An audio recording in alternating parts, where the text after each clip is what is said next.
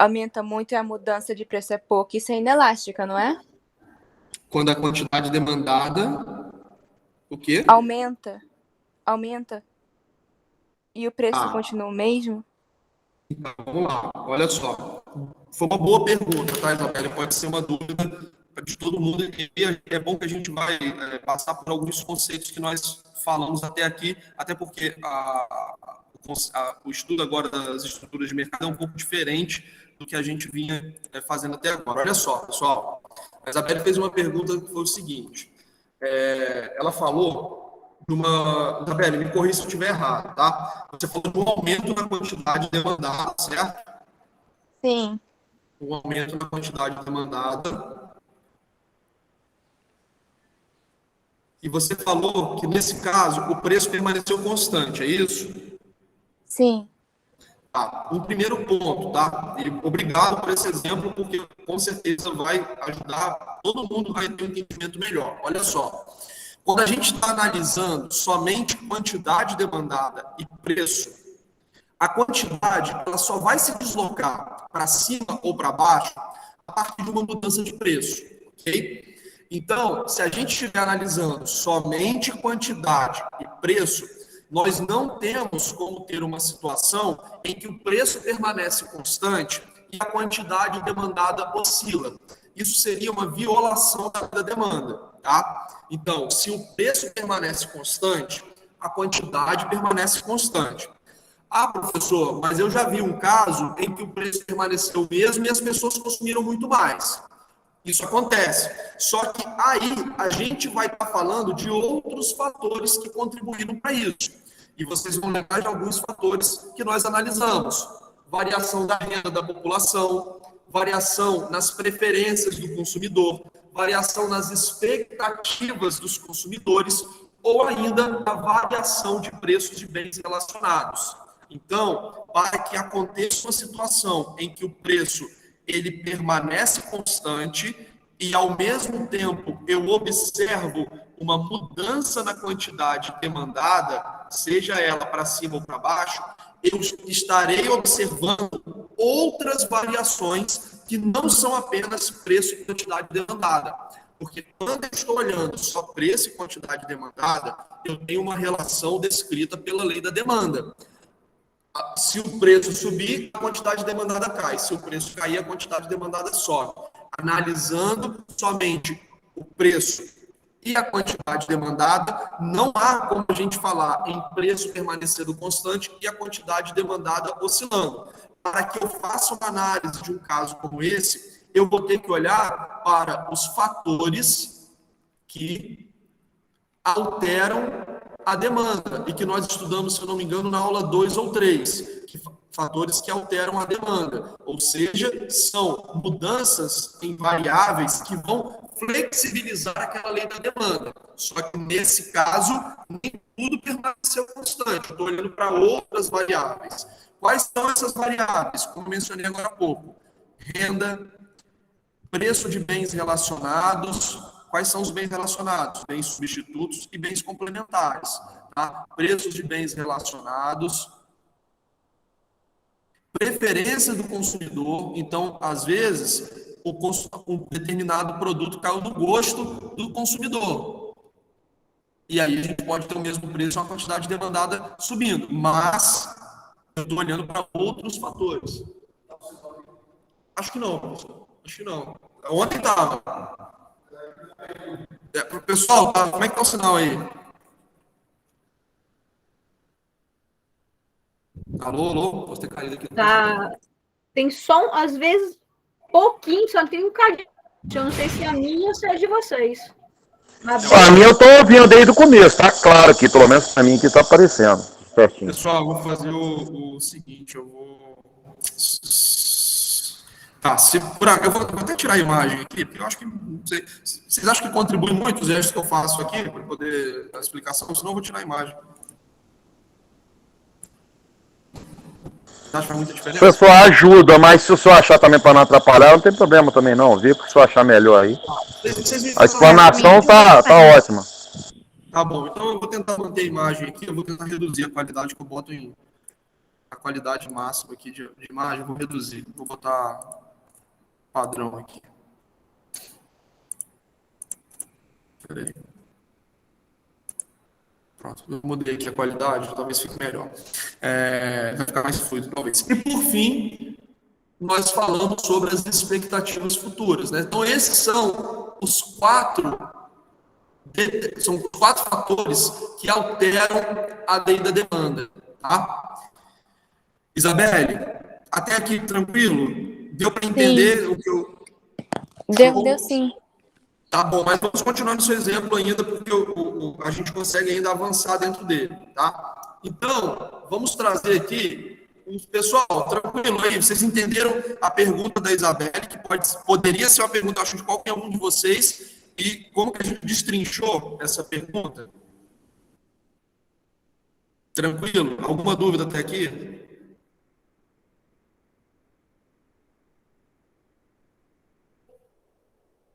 Pessoal, caiu, ninguém respondeu. Tranquilo, professor. Está ouvindo? Estou ouvindo. Beleza.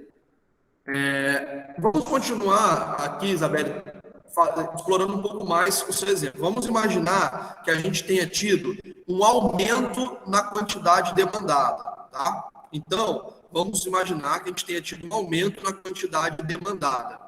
Olha só, se eu colocar para vocês assim na prova, um determinado mercado, de um determinado serviço, foi observado um aumento na quantidade demandada. O que aconteceu com o preço desse serviço? Então, imagine que eu passei uma questão dessa para vocês na prova. Num determinado mercado, observamos o aumento da quantidade demandada de um serviço. Consequentemente, o que teria acontecido com o preço para que essa quantidade demandada subisse? O que teria acontecido com o preço? Qual seria a resposta de vocês? O preço diminuiu, né? Perfeito. Para que haja um aumento na quantidade demandada, o preço ele tem que ter caído, né? Porque a quantidade demandada é uma função inversamente proporcional ao preço. Então, quando o preço sobe, a quantidade demandada cai, quando o preço cai, a quantidade demandada sobe. Então, se a quantidade demandada subiu, significa que o preço tem caído, beleza? Então, primeiro o preço se desloca para depois a gente ver o deslocamento da quantidade, tá bom? Então, ok, se houve um aumento na quantidade demandada, houve uma queda no preço. Vamos, então, continuar nesse exemplo aqui, falando que a gente observou um aumento, tá, de 30% na quantidade demandada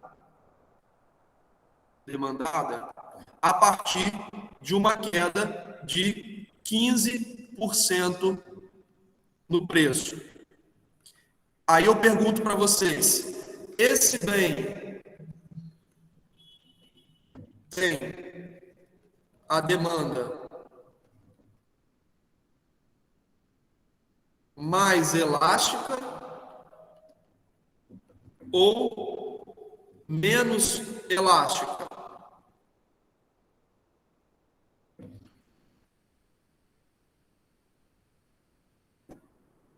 Então, esse bem, ele tem a demanda mais elástica ou menos elástica?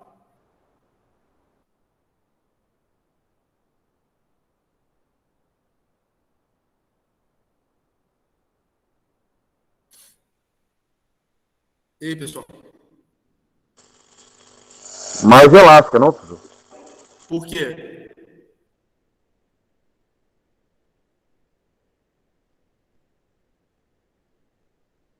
Pode falar, Cristiano, sem medo.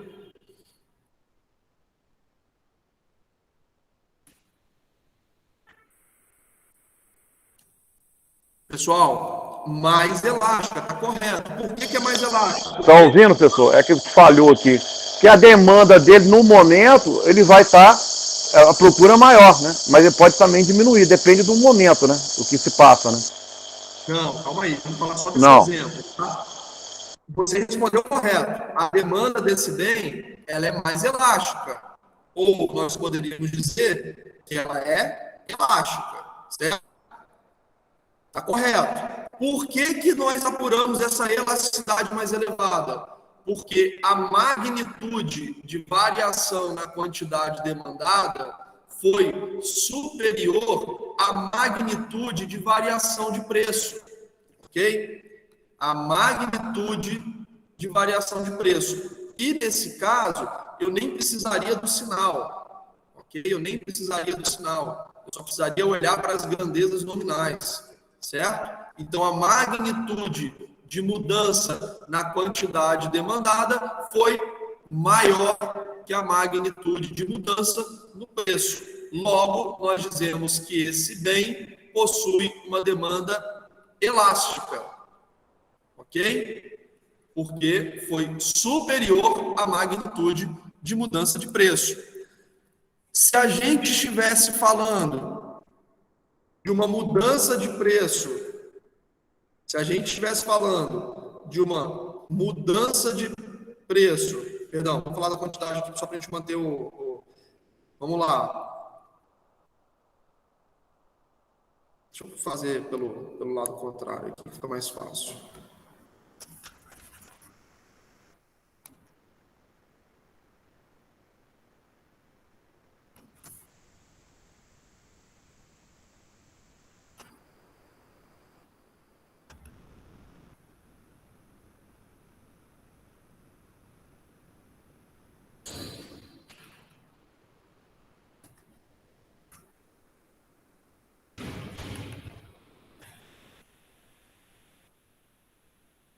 Se eu estivesse falando de um exemplo como esse, nós teríamos um bem de demanda elástica ou inelástica, ou mais elástica ou menos elástica.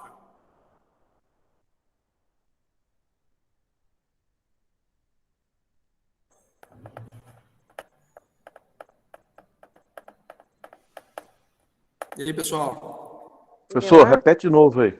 Seria elástica, Nesse né, caso- professor? O que, Isabelle?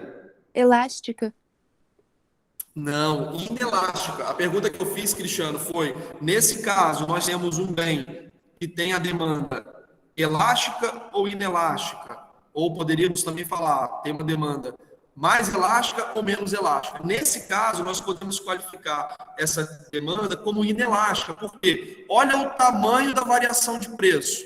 O preço Você subiu o 25%. preço, subiu Olha 25%, como o senhor falou aí, isso, e olha a variação da diminuiu o valor de compra.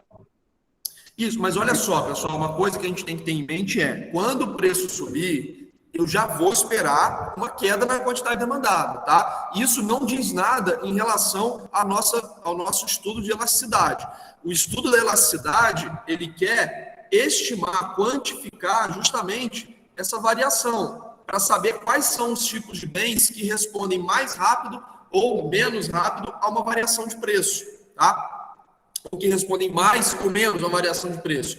Por que nós dizemos que, nesse caso, eu estou diante de um bem que tem uma demanda inelástica? Porque a magnitude da variação de preço foi superior à magnitude da variação da quantidade, tá? Para que a gente possa, eu vou colocar aqui uma sequência de exemplos para a gente tentar fixar isso, até para a gente também passar para o nosso próximo conteúdo. Vai bater a porta. Perdão. Então, olha só.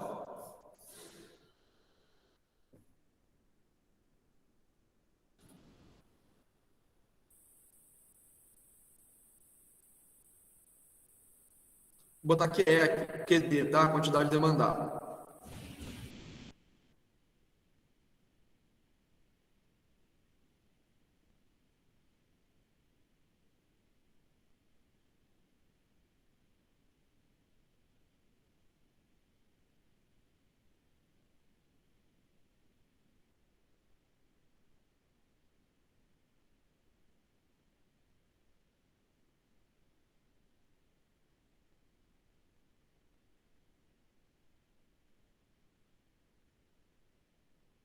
Professor, ficou mudo aqui.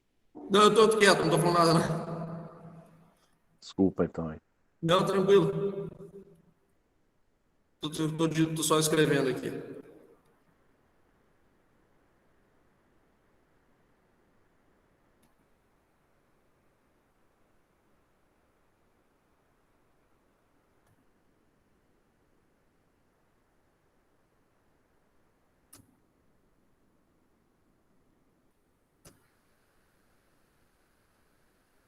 Olha só, pessoal, 4 exemplos aqui para a gente poder gravar essa questão da elasticidade, melhorar o nosso entendimento em relação à elasticidade, tá? Vamos aqui para o primeiro exemplo.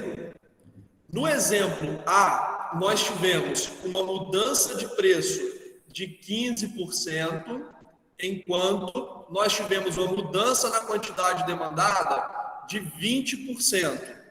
Nesse caso, nós dizemos que a demanda desse bem A, ela é elástica ou inelástica?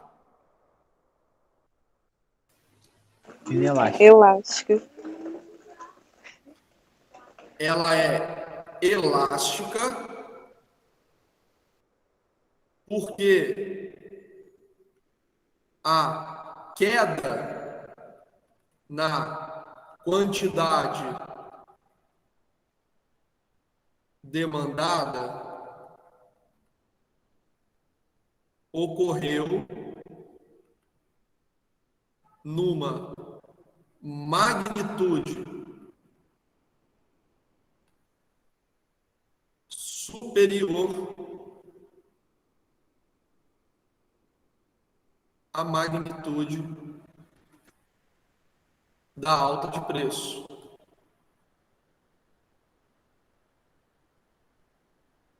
Se a gente pegar um elástico, novamente, imaginem que a mudança de preço é a força que eu estou fazendo nesse elástico, tá? Então, se eu coloco uma pequena força e esse elástico se expande muito, nós dizemos o quê? Que esse material ele é elástico, certo? Então, uma pequena mudança de preço causou uma deformação desse elástico superior à quantidade de força que eu estou colocando aqui. Nesse caso, não dá para mensurar exatamente nesses termos, mas só para a gente tentar trazer essa analogia, né? Uma pequena mudança de preço expande muito a quantidade ofertada, certo? Causa uma resposta muito grande à quantidade, demandada, ok? Então, nesse caso, nós dizemos que a demanda desse bem, ela é elástica, porque olha aqui como foi a variação na quantidade demandada. Caiu 20%. Olha quanto foi a variação no preço. Subiu 15%. 20% é maior ou menor que 15%? É maior. Logo, se a resposta na quantidade demandada foi maior do que a variação de preço, nós temos que aquele bem ele possui uma demanda elástica. Ok? Vamos para o exemplo seguinte. Nesse caso aqui, houve uma variação de preço de 10% e a quantidade demandada caiu 1%. Nesse caso, nós estamos diante de um bem cuja demanda é elástica ou inelástica? Inelástica. Inelástica, perfeito. Inelástica. Por quê? Porque a demanda não alterou muito, né? Isso, a queda, mas vamos colocar esses termos técnicos, que eu acho que é melhor a gente gravar assim, porque se falar em muito ou pouco a gente não quantifica de maneira acertada, tá? O raciocínio está correto, tá, Isabelle? Mas tenta gravar dessa forma. Inelástico, porque a queda na quantidade demandada ocorreu numa magnitude inferior à magnitude da alta de preço. Então, o preço subiu 10% e a quantidade demandada caiu 1%. Logo, nós dizemos que essa demanda ela é inelástica, porque 1 é menor do que 10, ok? Só que isso, pessoal, é magnitude, é medido em termos percentuais, tá bom? Cuidado para não olhar para a grandeza nominal. Por isso que é bom gravar dessa forma que eu coloquei para vocês. Pessoal, só um instantinho que eu estou recebendo uma ligação toda hora. Deixa eu só rejeitar aqui no áudio, aqui, peraí.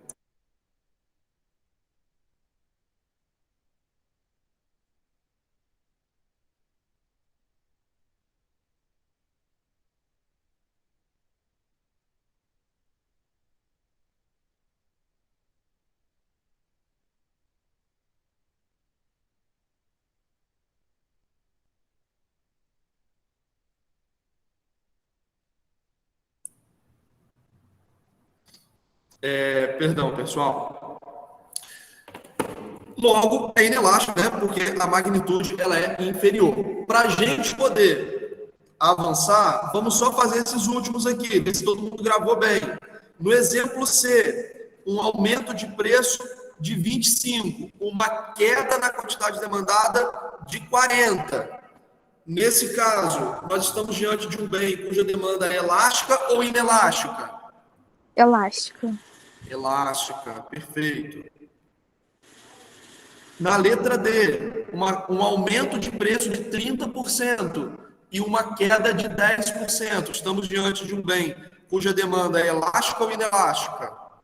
Inelástica. Inelástica. Inelástica. Facilitou, pessoal, com esses exemplos? O entendimento? Sim. Sim, professor. Show. Beleza. Então, até para a gente não ficar atrasado em relação à outra turma, podemos prosseguir? Podemos. Sim. Show de bola. Então, vamos nós. Bom, pessoal, na revisão a gente vai falar mais de elasticidade, vai falar mais de oferta e demanda, mas agora a gente vai deixar, não é que a gente vai deixar esses temas de lado, mas a gente vai se concentrar num outro tipo de matéria, tá? Que é chamada de estruturas de mercado, é a análise das estruturas de mercado. O que são as estruturas de mercado? As estruturas de mercado, elas refletem a configuração ou as configurações possíveis na organização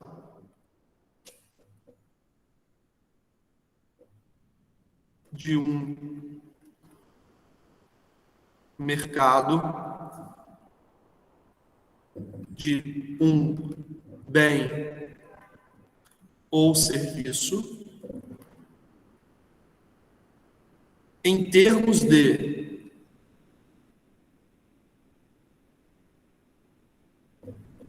número de participantes,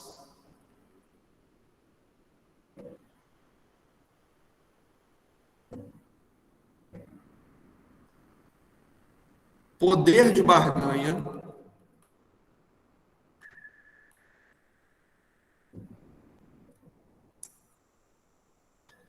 diferenciação de produtos,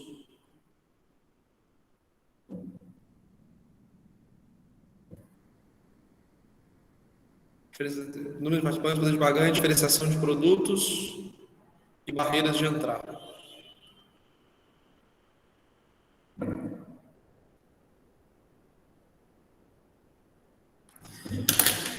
Através do nosso estudo de oferta e demanda, nós sabemos que as pessoas no mercado, elas interagem, né, a partir de suas preferências, etc., buscando oferecer e consumir produtos a um determinado preço e uma determinada quantidade, né? Então, essa é a interação entre oferta e demanda. Pessoas no mercado consumidor, do lado do consumo e do lado da oferta, interagindo entre si e definindo a quantidade que vai ser consumida, a quantidade que vai ser ofertada, o preço que vai ser, a que preço será consumido, a que preço será ofertado. Então, até agora a gente veio estudando essas interações, certo? Só que nós estudamos isso de uma forma geral, de uma forma muito teórica. As estruturas de mercado são uma maneira da gente trazer esses conceitos para a realidade.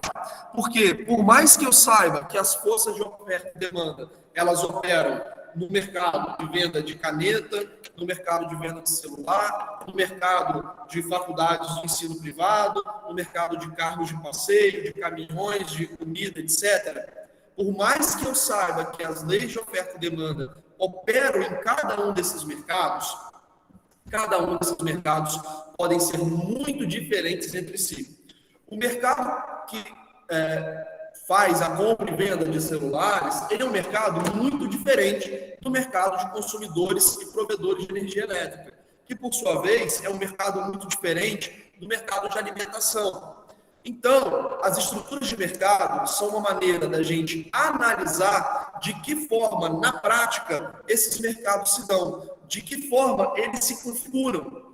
E nas estruturas de mercado, para que nós possamos estabelecer estruturas de mercado, diferenciar as estruturas de mercado, nós normalmente vamos olhar para esses 4 fatores aqui.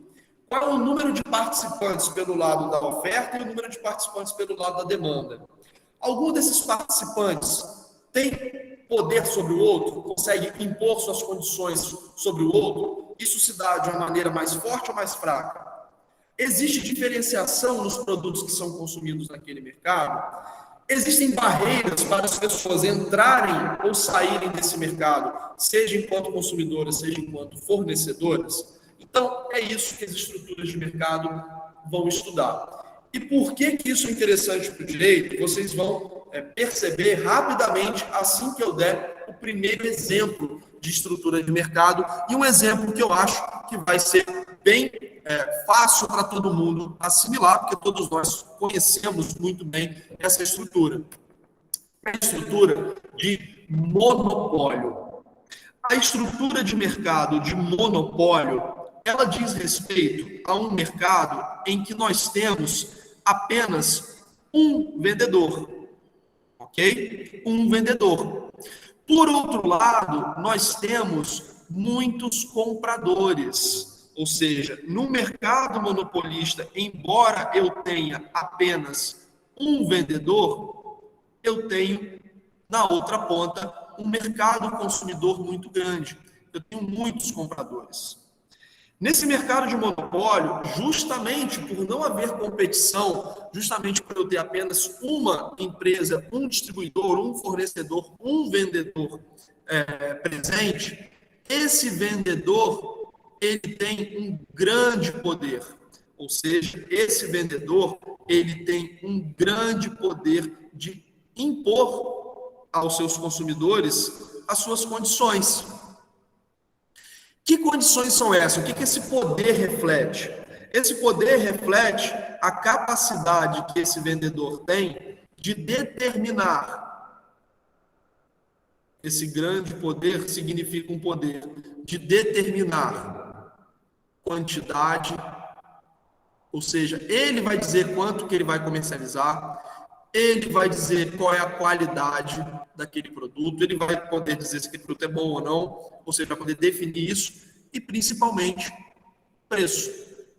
Ok? Existe uma influência significativa do vendedor no preço dentro de um mercado monopolista. Sobre o preço. Ok? Por que isso acontece? Porque os consumidores eles não têm opção, eles são obrigados a comprar daquele fornecedor. Eles não têm um mercado em que exista concorrência. E muitas vezes o bem fornecido no mercado de monopólio, ele é um bem necessário. Nós precisamos consumir aquele bem. Ok? Além disso, existem amplas barreiras de entrada. Então, para piorar tudo, além de eu ter apenas um fornecedor que tem uma grande capacidade de impor suas condições, ainda é muito difícil a gente conseguir fomentar a competição nesse mercado, porque existem muitas barreiras de entrada. O que significa essas barreiras de entrada? As barreiras de entrada são fatores que dificultam ou impedem que competidores entrem nesse tipo de mercado para atuar em conjunto com aqueles que lá já estão. As barreiras de entrada são fatores que dificultam ou impedem a competitividade dentro de um setor. Quais são essas barreiras de entrada? Uma barreira de entrada muito comum é a barreira legal. Por exemplo, no ramo das concessões estatais, nós temos leis que garantem àquelas empresas que atuam no mercado a exclusividade na exploração daquele serviço. Então, ainda que eu tenha outras pessoas querendo, outras empresas querendo entrar, eu tenho uma barreira legal. A lei não permite, é proibido você ter outros competidores. Tá? Então, por exemplo, estradas, serviços básicos como energia elétrica, saneamento, limpeza pública. São tipos de serviços, são tipos de mercados em que existe um monopólio e esse monopólio ele tem proteção legal. Além disso, outras barreiras de entrada existem, como, por exemplo, uma barreira que a gente chama de natural. Em alguns setores, em alguns mercados, ainda que a gente tentasse, ainda que a gente quisesse formular a competição, dificilmente nós conseguiríamos, porque existem fatores que impedem essa competitividade. Por exemplo, vamos imaginar uma concessão de estrada, BR-101. Você imaginar que outra estrada possa ser passada naquela mesma região para ligar aquelas cidades, às vezes é uma impossibilidade física. Você não tem espaço para ter uma outra estrada. Então, ainda que a lei não proteja, né, essa concessão, e no caso das estradas, ela não protege no sentido de exclusividade total, né, mas sim de trechos, né, você não pode ter estrada vicinal, etc. Mas ainda que você quisesse uma rodovia do tamanho da BR-101, dificilmente você conseguiria espaço para isso, ok? Não daria para ter. Quando você pensa na luz elétrica, o investimento num setor desse é tão grande que às vezes não comporta dois competidores, porque se você tiver duas empresas competindo, uma vez que esse mercado, o consumidor, ele se dividir, ele inviabiliza as duas empresas. Então imaginem, duas empresas que tenham, vamos imaginar o mercado consumidor, que tem um tamanho de 1 bilhão de receitas, tá? Então um determinado mercado, ele gera para a empresa que explora ele 1 bilhão de receitas. Vamos imaginar que a gente esteja falando da Enel, aqui em Campos. Okay? Então vamos supor que a Enel ela tem 1 bilhão de receitas por parte dos seus consumidores. E aí vem e vamos supor que a Enel, para ela poder operar aqui em Campos, né, fornecer energia, ela tenha um custo fixo de 600 milhões. Então qualquer companhia que tentasse se instalar aqui em Campos para fazer isso, ela teria um custo fixo de 600 milhões. Imaginem que a Light, lá do Rio, tenha interesse em atuar em Campos. O problema é que ela realmente vier para Campos, montar a estrutura, vai acontecer o seguinte: a Light vai ter um custo de 600 milhões, a Enel vai ter um custo de 600 milhões. O problema é que esse mercado gera 1 bilhão de receita. Né? Para que ele pudesse empatar os custos, ele deveria ter 1,2 bi, para que essas duas empresas pudessem conviver, certo? E isso sem falar no lucro. O problema é que, se isso acontecer de fato, a divisão das receitas vai inviabilizar ou ambas as empresas ou vai inviabilizar uma empresa, fazendo com que esse monopólio aconteça de forma natural. Okay? Então, em alguns casos, nós temos como barreiras de entrada questões que não podem ser superadas naquele momento. Elas podem ser físicas, elas podem ser financeiras, e nesse caso nós dizemos que esse monopólio é natural, ou seja, apenas uma empresa tem capacidade de atuar, não há como outra atuar naquele setor, ainda que não haja impedimento legal. Algumas outras barreiras, por exemplo, têm a ver com tecnologia. Às vezes uma empresa é monopolista porque ela detém a tecnologia, às vezes aquela empresa ela possui acesso à matéria-prima, a insumos, ok? Então aquele mercado ele tem para que você possa tornar aquele mercado seja matéria-prima, não é só uma empresa que tem acesso àquela matéria-prima. Logo, ela vai ser monopolista. Então, há diversos tipos de barreiras de entrada que impedem a competição no setor monopolista. E, muitas vezes, o próprio fato de que aquela empresa já está consolidada no mercado. Então, a consolidação do negócio. Aquele negócio ele é muito consolidado e ele tira a atratividade dos competidores, porque eles vão ter muito gasto financeiro, muito gasto de capital humano, etc. Não é atrativo, às vezes, para outras empresas tentarem quebrar a consolidação de mercado dessa companhia. Ok? O problema é que, independentemente das razões das barreiras de entrada, a consequência natural é que o mercado monopolista ele vai gerar um poder de barganha muito forte pelo lado do vendedor. Okay? Então, no mercado monopolista, no monopólio, nós temos um poder de barganha muito grande,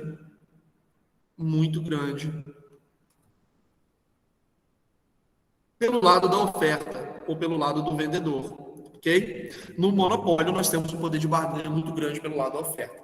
Isso faz com que o monopolista consiga pressionar os seus consumidores.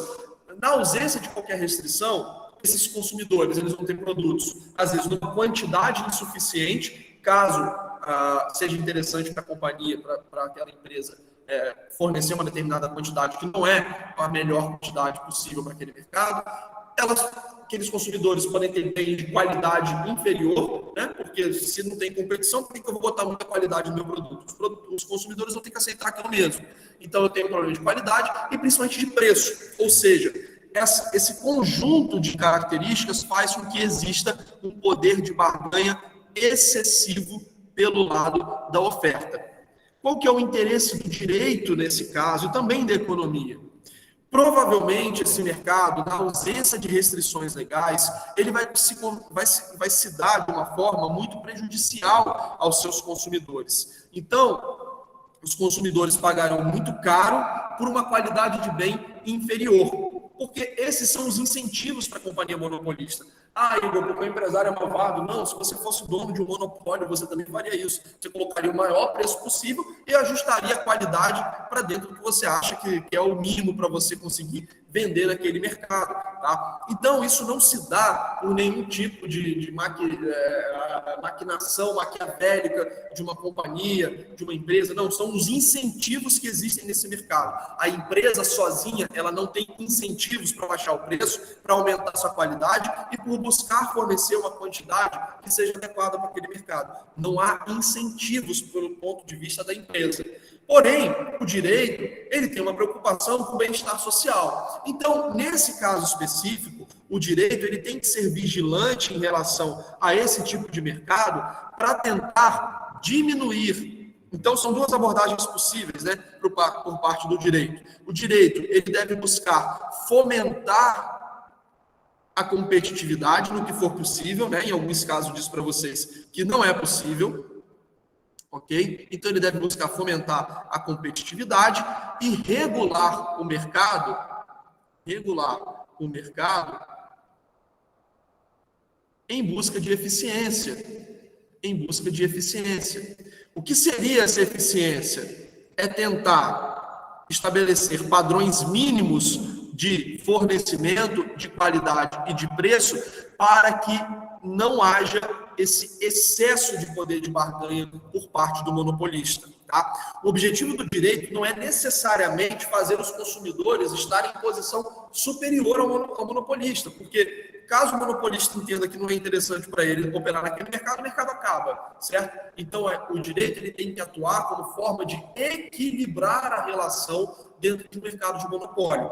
Uma vez que existe um poder de barganha muito grande nesse mercado, o direito ele vai ter um trabalhinho maior, ou seja, ele vai ter que atuar com maior peso, maior força nesse mercado, uma vez que nós temos um grande poder de barganha de uma determinada empresa. Então, o interesse do direito dentro desse mercado é, primeiro, tentar fomentar a competitividade no que for possível. E, além disso, regular o mercado em busca de eficiência. Quais são essas eficiências que o direito deve buscar? A quantidade ofertada está adequada, a qualidade está aceitável, também adequada, e o preço também está adequado. Okay? Então, o mercado de energia elétrica, por exemplo, que costuma ser um mercado monopolista, o mercado de concessão de estradas, que costuma ser um mercado monopolista, normalmente existem regras mínimas de operação. O concessionário ele não pode aumentar o preço do jeito que ele quer, existe um tabelamento, ou existe um limite para esse aumento de preço, existe uma qualidade que é verificada, se a empresa não cumpre, ela toma multa, e ela não pode deixar aquele mercado em escassez, não pode haver falta de fornecimento. Então, você não pode ter, por exemplo, uma companhia elétrica que não dá conta de fornecer luz para quem quer consumir. Ela não pode restringir a quantidade de luz ofertada. Nós vamos ofertar luz de 10 às 4. Não, você vai ofertar luz 24 horas para todo mundo que queira consumir. Você não pode escolher contratar com um consumidor ou outro. Você tem que contratar com todo mundo. Você não pode privar o carro de passar na rodovia. Todas as pessoas são elegíveis a esses mercados. Tá? E isso é garantido Claro que não quer dizer que na ausência da lei as empresas fariam totalmente diferente, mas isso existe. Mas nesses mercados existe uma garantia legal em todos esses aspectos que eu mencionei, certo? Um exemplo de fomentar a competitividade, por exemplo, é a revisão de regras, né? Então eu posso revisar as regras legais e acabar com os monopólios legais. Para o monopólio natural, é bem difícil o direito poder fazer alguma coisa. É bem difícil. Né? Como eu falei, no caso de monopólio natural, são diversos fatores de força maior que vão fazer com que aquele monopólio ele não possa ser superado. Nesse caso, a única alternativa vai ser regular. Ok? Então, se eu não posso fomentar a competitividade, eu vou apenas regular esse mercado. No caso de tecnologia, por exemplo, nós podemos ter a quebra de patentes, certo? Flexibilização de patentes. No caso de insumos, nós podemos ter a obrigatoriedade de fornecimento para outros distribuidores. E no caso de negócios que já sejam muito grandes, nós temos como possibilidade a fragmentação desses negócios, né? Então, se você tem uma companhia que ela cresceu tanto que ela é praticamente monopolista, alguns órgãos de regulação, como o CAD, que é o órgão de defesa da concorrência, ele pode obrigar uma companhia a cindir, ou seja, existe uma cisão, ela se separa para gerar competição naquele mercado, tá? E antes da gente avançar, pessoal, um ponto específico. Quando nós falamos de estruturas de mercado, nós temos o que nós chamamos de características clássicas de estruturas de mercado. Características clássicas de estruturas de mercado. Então, eu falei para vocês sobre o monopólio e eu disse para vocês que o monopólio nós temos um vendedor, muitos consumidores, os produtos não têm diferenciação porque não há concorrência, então não há concorrência, ok? Não há concorrência. E existe um poder de barganha muito forte pelo lado do vendedor. Além disso, nós temos amplas barreiras de entrada nesse mercado, certo? Porém, na realidade, nós podemos estar diante de um determinado mercado que, embora ele não se enquadre perfeitamente em todas essas características, ele tenha características predominantes de um monopólio. Por exemplo, até um tempo atrás, a Ambev, distribuidora de bebidas, né, produtora de bebidas, embora ela não fosse um monopólio clássico, porque afinal de contas há outras empresas que atuam no ramo, mas ela era tão grande, mas tão grande, que ela tinha quase um controle monopolista no mercado. Ela determinava preço, ela determinava a qualidade e a quantidade. Então ela tinha um poder de barganha muito forte em relação aos seus consumidores. Embora não fosse um monopólio clássico, porque havia outras empresas participando, mas naquele momento ela era tão grande que ela reunia várias características de monopólio na sua atuação. Consequentemente, o direito deve responder a uma situação concreta como essa, aplicando uma legislação equivalente a um caso de monopólio clássico. Então, as estruturas de mercado, nem sempre elas vão ter exatamente todas as características para a gente classificar aquele mercado como monopólio, oligopólio, perfeitamente competitivo, concorrência monopolística ou imperfeita, mas ele vai reunir características que fazem daquele mercado mais parecido com um monopólio, um oligopólio, etc. Pessoal, eu não passei para o segundo tipo, né, de mercado, mas até aqui, tranquilo? Tá dando para entender bem o que eu passei para vocês? Alguma dúvida em relação à estrutura de mercado de monopólio?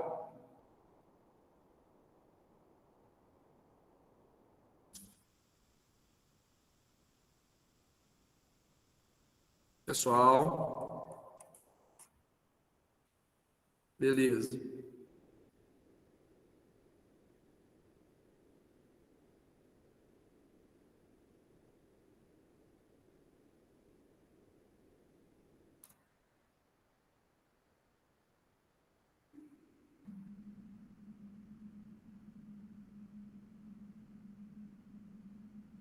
Só um instantinho, pessoal.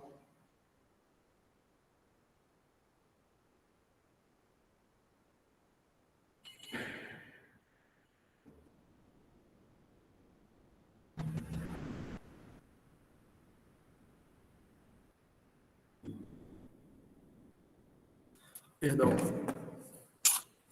Bom, então vamos partir aqui para o estudo das estruturas, de uma outra estrutura de mercado, que eu acho que também vai ser bastante conhecida de vocês, né? Vai ser bastante familiar para vocês, que é a estrutura de oligopólio. Tá?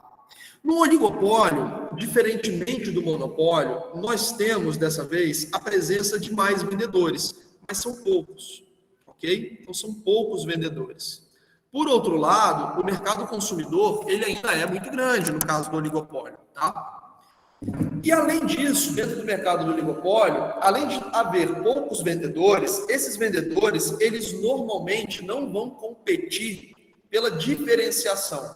Ou seja, existe uma baixa diferenciação entre os produtos. Então, apesar de haver concorrência, os produtos de um concorrente e do outro são muito parecidos, tá? São muito parecidos. Existe uma baixa diferenciação. No mercado de oligopólio, quando nós analisamos essa estrutura de forma clássica, nós observamos grandes barreiras de entrada, ok? Grandes barreiras de entrada. Essas barreiras de entrada, elas podem ser similares àquelas que eu expliquei para vocês no monopólio. Essas barreiras, elas podem ser legal, elas podem ser de natureza financeira, né, exigindo grandes investimentos e às vezes inviabilizando. Elas podem ser tecnológicas, elas podem ser pelo tamanho das empresas que existem, né, um impedimento pela consolidação dos atuais vendedores ou competidores daquele mercado, certo? Então, esse setor de oligopólio, por ele ter pouca competição e baixa diferenciação de produtos, nós normalmente teremos um poder de barganha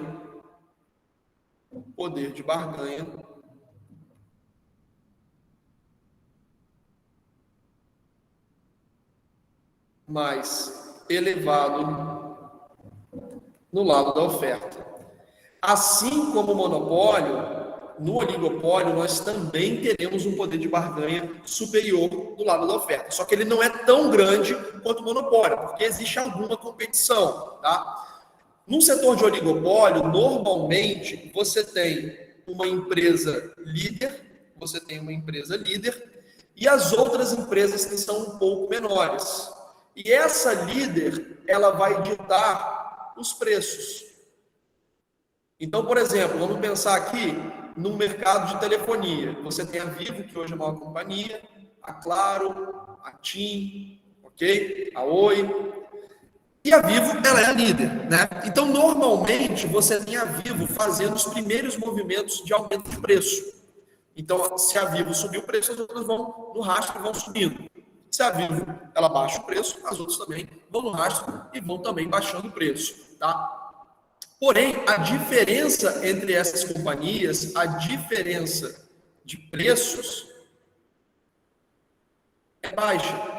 Então, você não vai encontrar um plano da Claro que seja metade do preço da Vivo de forma indefinida. Você vai ter, às vezes, uma promoção que vai te dar uma diferença de 15%, 20% durante 12 meses. Você vai ter uma promoção que, às vezes, vai te dar uma diferença de 10% durante 24 meses.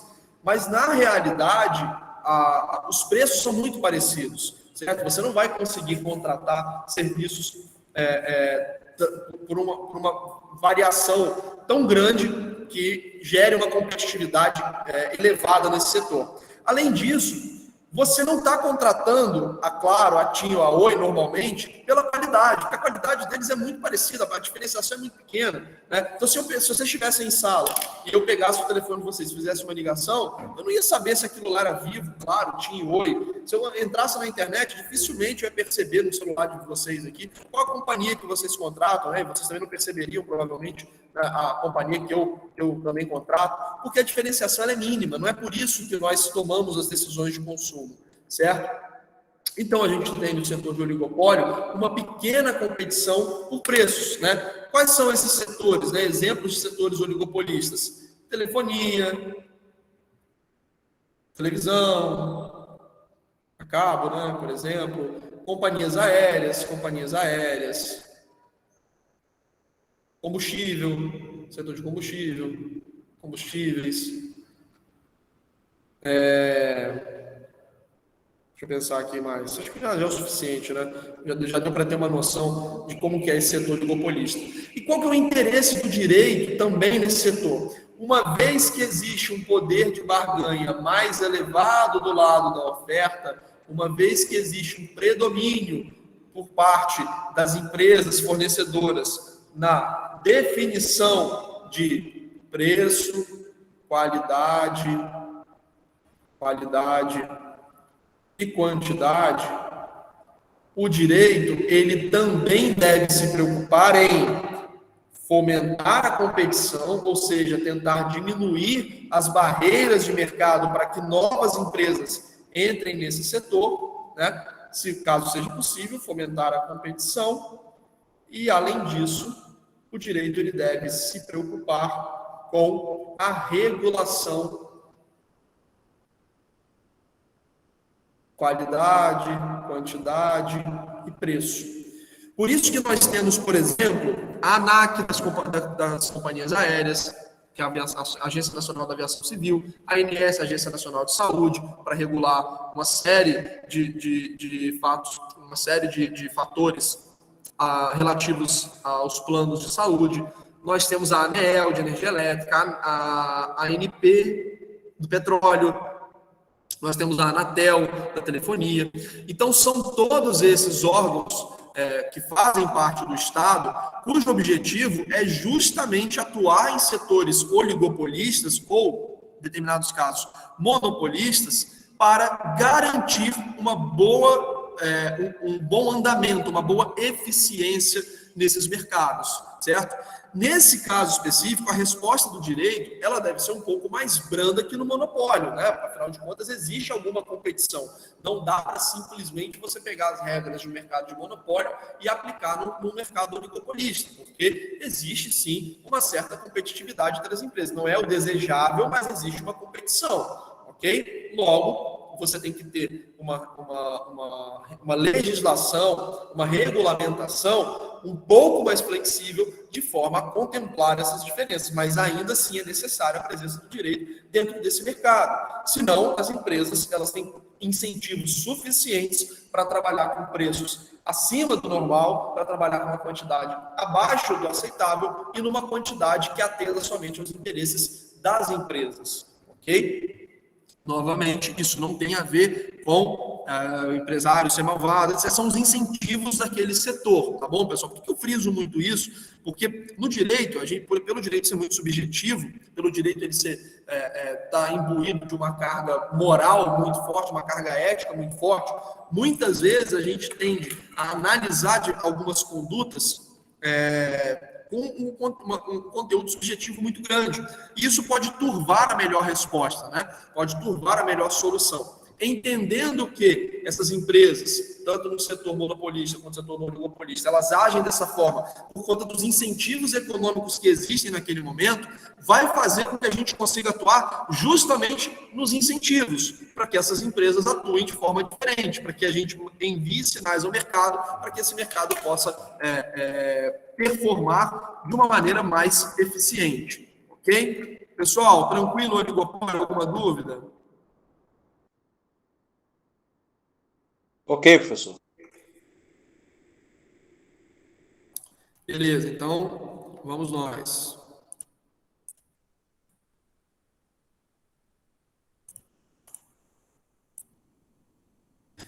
Uma outra estrutura de mercado que também vai ser fácil da gente contemplar é o que nós chamamos, é aquela que nós chamamos de mercado de concorrência monopolística ou mercado de competição imperfeita. Esse nome, competição imperfeita e mercado de concorrência monopolística, quer dizer a mesma coisa, tá bom? Nesse tipo de mercado, nós temos um fator que é muito distintivo, tá? Quando vocês tiverem dúvida qual é a estrutura de mercado que vocês estão analisando, a primeira coisa que vocês vão verificar é se existe diferenciação entre os produtos. quando nós estamos falando de um mercado cujos produtos são muito diferenciados entre si, nós provavelmente estaremos diante de um mercado de concorrência monopolística ou um mercado de competição imperfeita. Ok? Nesse tipo de mercado, não há uma obrigatoriedade quanto ao tamanho do polo da oferta, nem o tamanho do polo da demanda. Eu posso ter muitos ou alguns vendedores, muitos e alguns compradores, tá? Mas o traço distintivo é justamente a diferenciação dos produtos.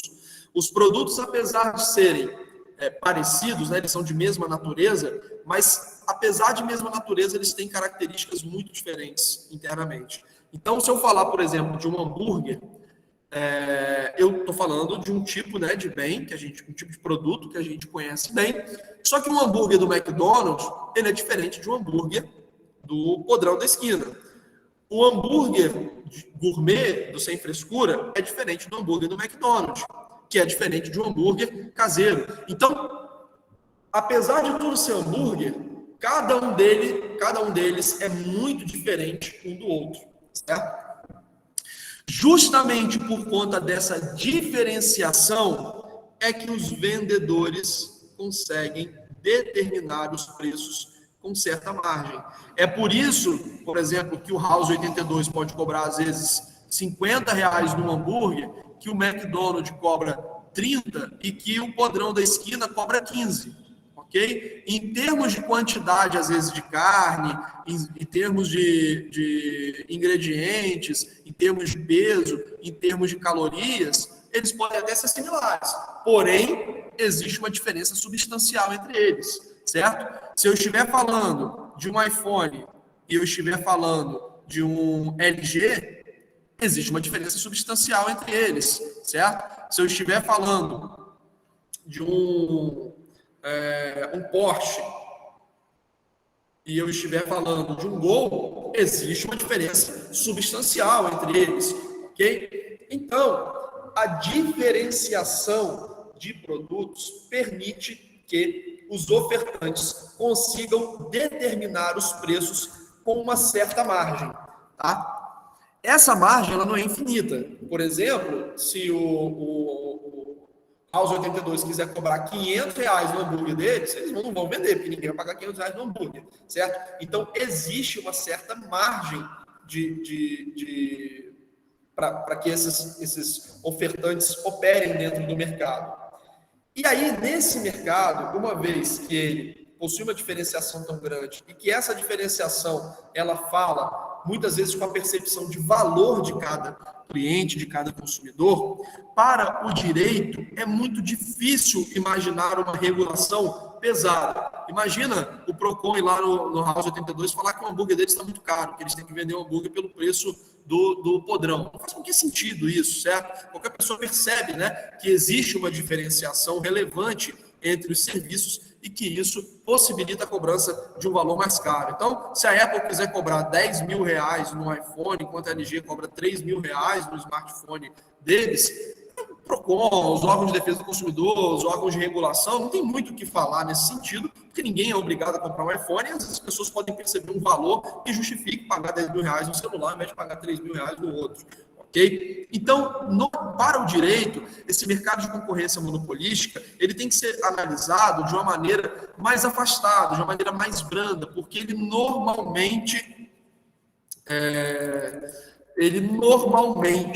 vai refletir um mercado cuja intervenção é desnecessária ou vai gerar uma ineficiência. Tá? Então, diferentemente do oligopólio, do monopólio, o direito tem que ser muito cuidadoso na intervenção nesse tipo de mercado. E, normalmente, a intervenção ela tem que ser mais geral e branda, ou quando estiver tratando de um caso concreto em que houve uma efetiva lesão, né, a um consumidor. Não cabe nesse tipo de mercado uma legislação que seja muito pesada e generalista, né? Ou ela vai ser generalista e branda, ou ela vai atuar diretamente no caso concreto, e aí, caso seja necessário uma intervenção mais enérgica, vai ser feito por conta de ser um caso específico mais grave, ok? Mas não cabe falar, nesse caso aqui, de qualquer tipo de intervenção pesada de forma geral. E por fim, pessoal, nós temos o mercado de concorrência perfeita, que também é chamado de mercado perfeitamente competitivo, tá? Mercado perfeitamente competitivo. Esqueci só de falar aqui, no caso da concorrência monopolística, as barreiras de entrada,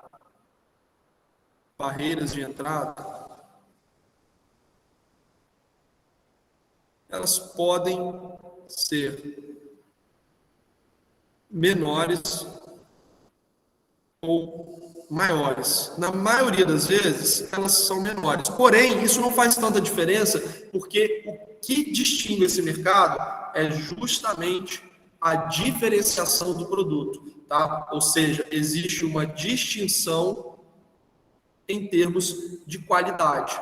E isso permite essa diferença de preço e um poder de barganha maior pelo lado da oferta. Tá bom? No mercado perfeitamente competitivo, nós temos a presença de muitos compradores e muitos vendedores. Ou seja, no polo da oferta e no polo da demanda, nós temos a presença de muitos participantes. Nesse mercado, os produtos, eles são basicamente idênticos.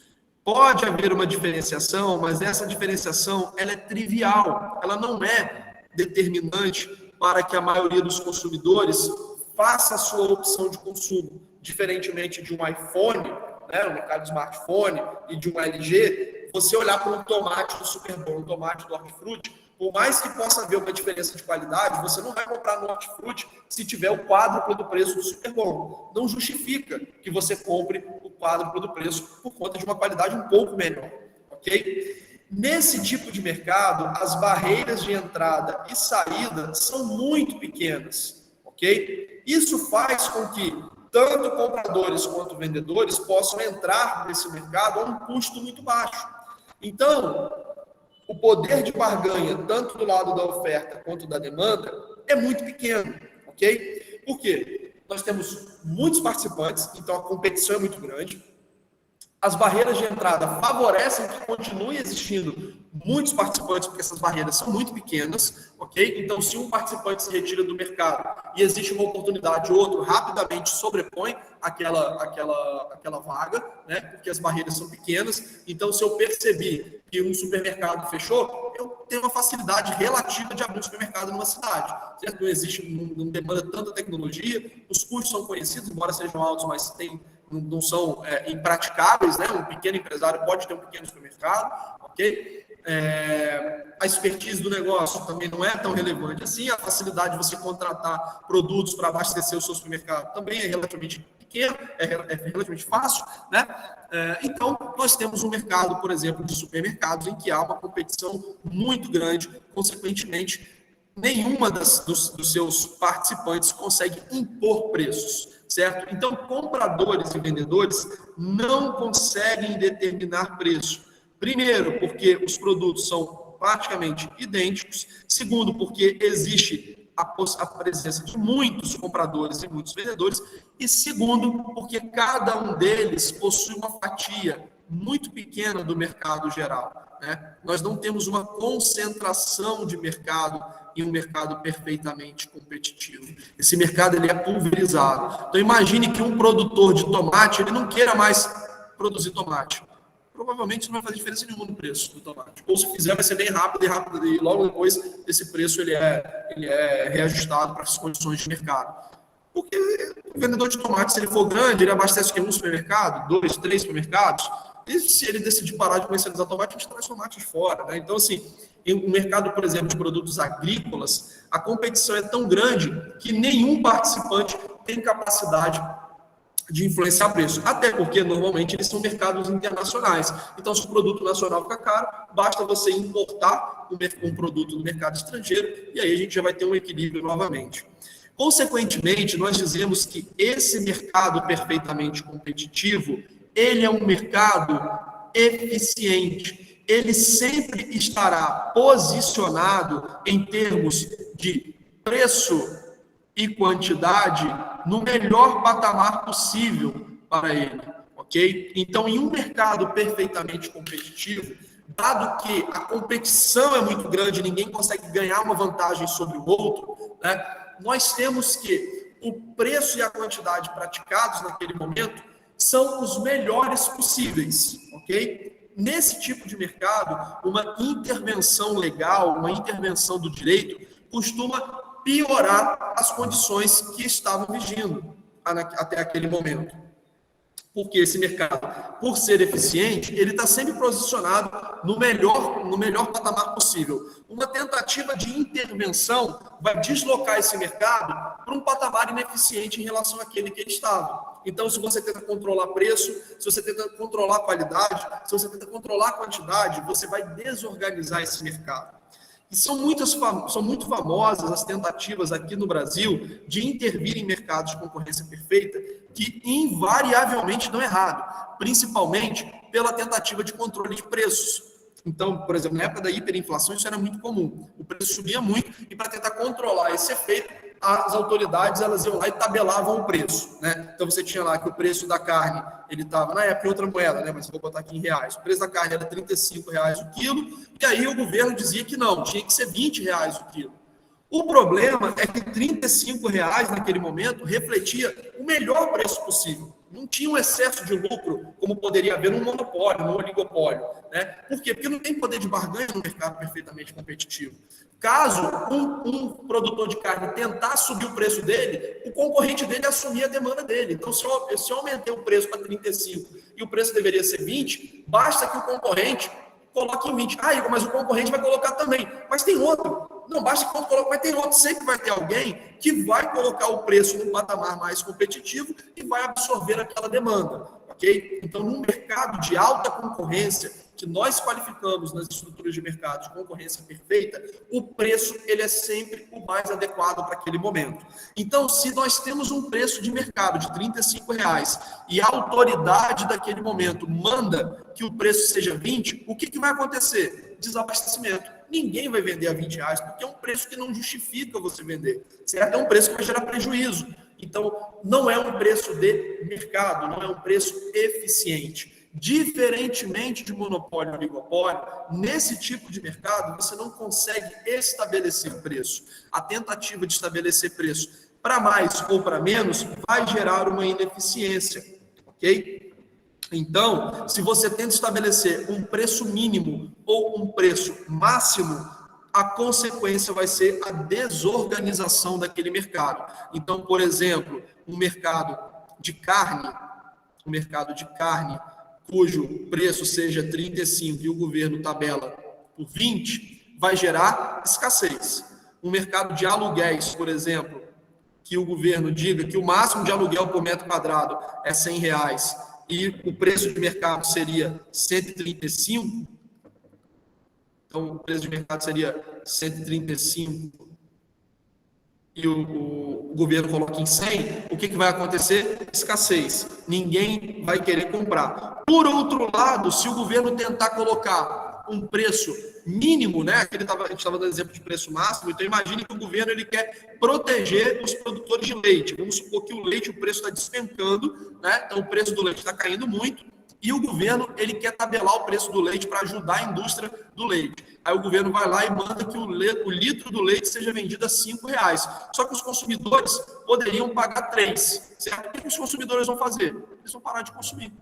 Se o preço de mercado seria 3, o governo manda vender a 5, vai ter uma queda muito forte na demanda, ok? Porque o preço subiu. Então, toda vez que o direito, a lei, o Estado tenta intervir no mercado perfeitamente competitivo, o resultado é normalmente o contrário do que era pretendido. Existe uma desorganização e a piora das condições de mercado, ok?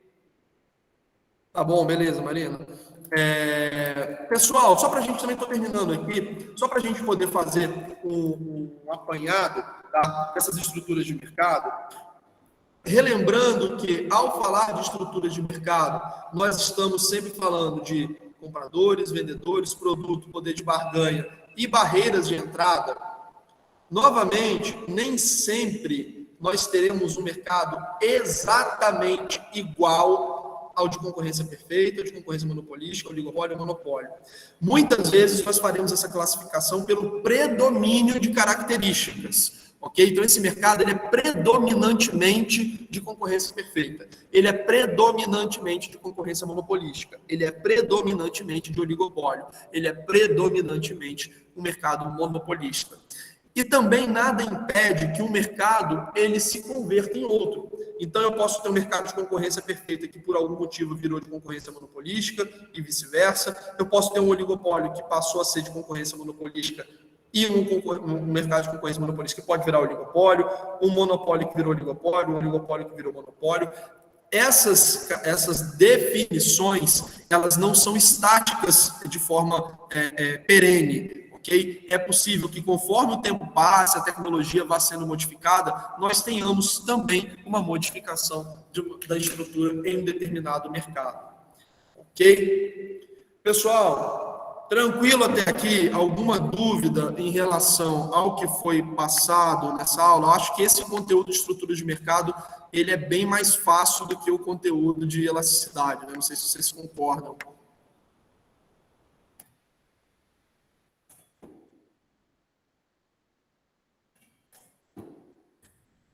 Não sei se vocês concordam ou se não tem ninguém prestando atenção no que eu estou falando. Não, professor, sem dúvida, tudo perfeito. Então tá, então não espero nada mais que 10 de vocês nessa matéria. Vou botar umas 3 questões de estrutura de mercado. Pessoal, olha só, vou encaminhar para vocês hoje o vídeo, tá? Junto da aula passada, vou encaminhar material de apoio para as 2 matérias, tá? É importante que vocês revisem, tá, esse conteúdo, muito importante. Principalmente o conteúdo de elasticidade. E vou tentar também, já ainda hoje, mandar para vocês Ian, show de elasticidade mais fácil? Tá bom. Então, eu vou tirar 10 nessa prova tranquilo, porque elasticidade eu acho que é mais complicadinho que estudo de mercado. Porém, não tenho dúvida que vocês vão arrebentar. Pessoal, então, deixa eu só gravar aqui a presença de vocês.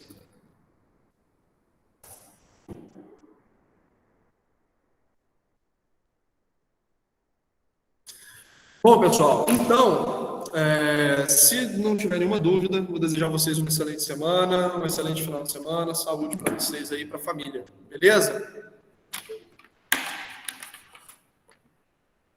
Show? Já apurei a presença de vocês aí. Abraço.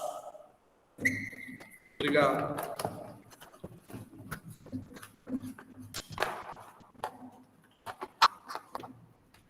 Tchau, professor. Eu tava me organizando aqui nas apostilas aqui. Não, tranquilo. Beleza, um abraço, Adriano. Até mais, tchau.